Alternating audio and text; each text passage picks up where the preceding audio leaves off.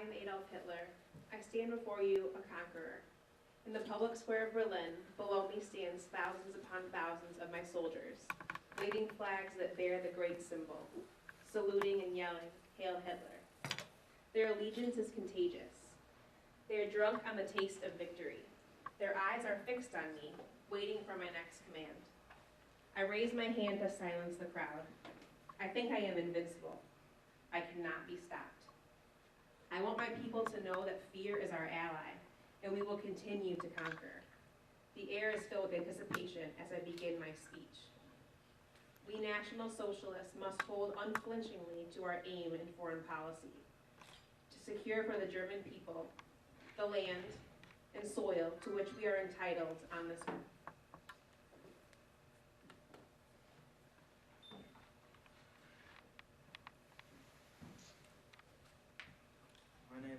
My name is the Hangman, who stood out as one of the cruelest and most brutal mass murderers.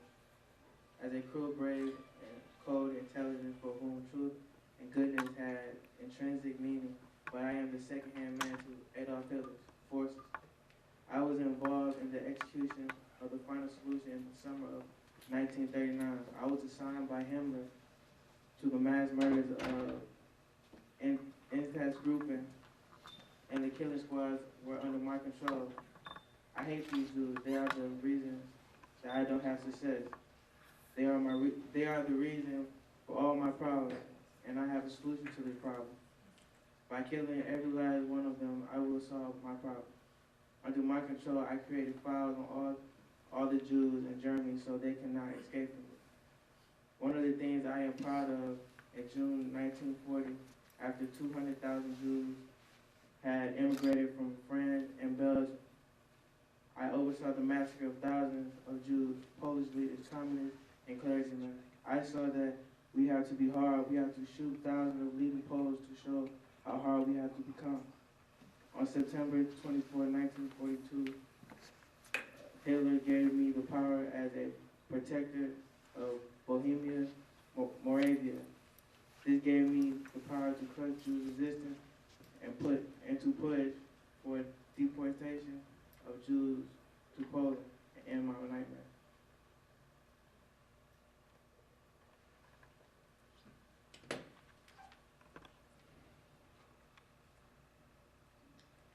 I am Michael Williams, and I am part of the Jewish Fighting Organization, the JFO at the Krakow ghettos.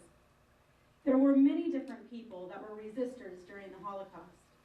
Some hid Jews in their attics or basements, or shuttled them out of the cities into safer keeping. But I am a Jew, and I helped other Jews fight against those crazy Nazi villains. I was taken to the concentration camp, but I escaped and got a couple of others to follow along with me.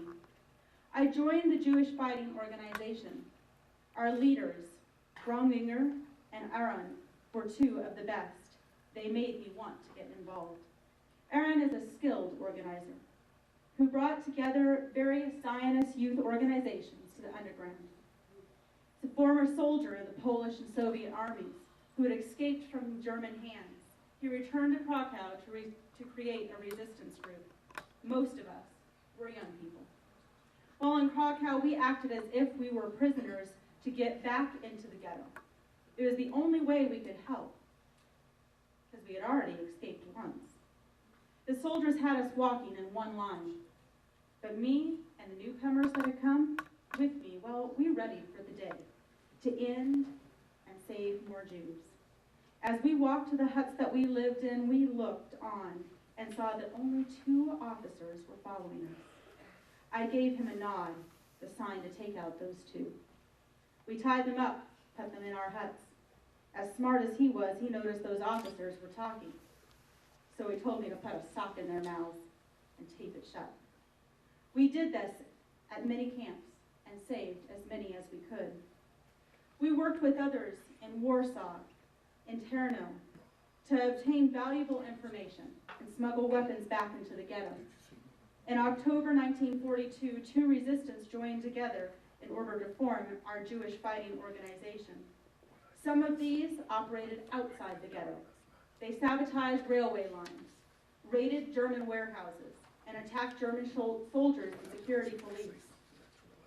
On December 22, we carried out our boldest plan, a series of attacks on German forces throughout the city. But by December 24, the Nazi soldiers had found our leader's hiding place.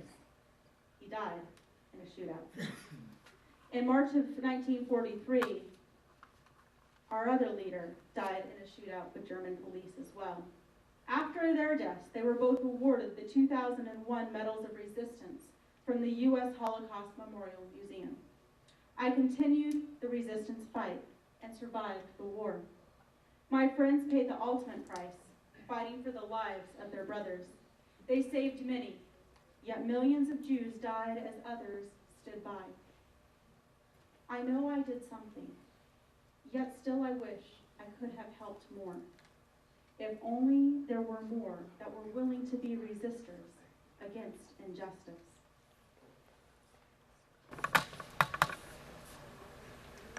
I'm a liberator. I was an American soldier that freed Jews and Nazis hadn't already destroyed the kid. They had a fence that was 2 layers of barbed wire fence, but it wasn't quite as tall. It seemed to be about 5 yards between those fences. The barbed wire in those fences was laced in a fine mist, so finely meshed, no one was going to get through. Our tank slowed down, but they did not stop. They blew straight in through the barbed wire. Those of us riding the top secured quickly to get behind the terror, while those vessels just continued to charge. When we broke through the first of those fences, we got a clue. The clue as to what we had come upon. But we had no real comprehension at all of what was to resort for our senses for the next hours and the next days. I had to make sure that the people that we did save had food, comfort, clothing, and medical assistance. I as a liberator, faced homecoming difficulties and adjustments common to the veterans. Why? Because I couldn't forget the dead kids that I saw at the camps. When I saw the people, it was skin and bones. They had no shoes and it was freezing cold. They couldn't even turn their heads. They stood like dead people.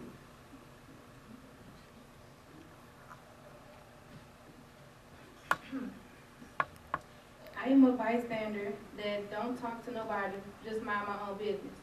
The lesson I learned is if you don't stand up for people, they aren't going to stand up for you. As a bystander, during the Holocaust, I didn't talk to nobody, and I pretended not to see death. 6 million Jewish people had died, others died too.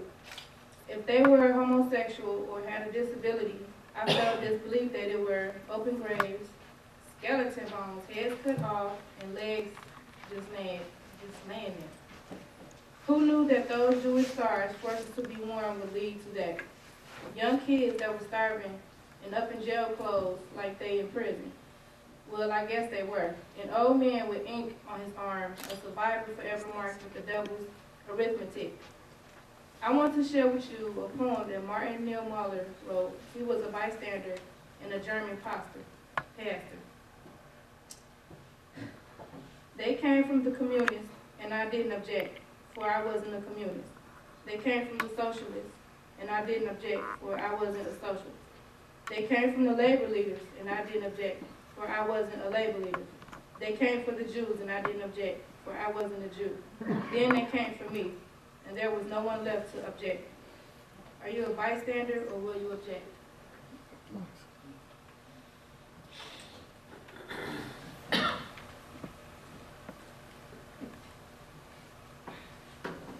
I am a survivor, but not many were as lucky as me. As I look around, I see families screaming and begging for their lives. Men separating families, they will scream, left, right, left, right. To the left was death, to the right was to work. Men, women, and teenagers to the right, children and the sick to the left. The smell of burning bodies would make me sick to my stomach. People were forced to strip out their already ripped clothes, and if anyone would say no or try to fight back, they were beaten and automatically sent to the left. The line got shorter, and it was almost my turn. I think to myself, why are they doing this to us? What makes us any different from them? I snap out of my daze and look into the eyes of a blonde-haired, blue-eyed monster. He shouts, "Right," and pushes me into a crowd of other people. I get up and breathe in a sigh of relief. Another survivor shared his story through his book, Night. Maybe some of you have heard of him. The Nobel Peace Prize winner, Elie Wiesel.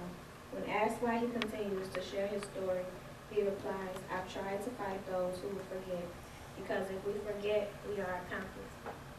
We are guilty. Are you an accomplice or are you an advocate?"